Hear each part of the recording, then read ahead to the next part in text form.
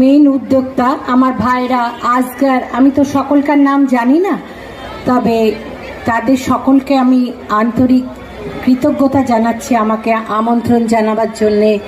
এখানে মঞ্চে আছেন আমাদের দাদা শ্রদ্ধেয় বিধায়ক জাবেদ খান মহাশয় দাদা, ওখানে সাম্মি জান দিদি ও এখানে অনেক গুণীজন ভাই বোনেরা মঞ্চে উপস্থিত আছেন। তাদের সকলকে আমি আমার তরফ থেকে আন্তরিক ধন্যবাদ ও নমস্কার জানাচ্ছি। আমার এখানে এসে আমি থাকি খড়দায়, আমি খড়দার কাউন্সিলর। অত দূর থেকে আমি শুধু এদের ভালোবাসার টানে আসি।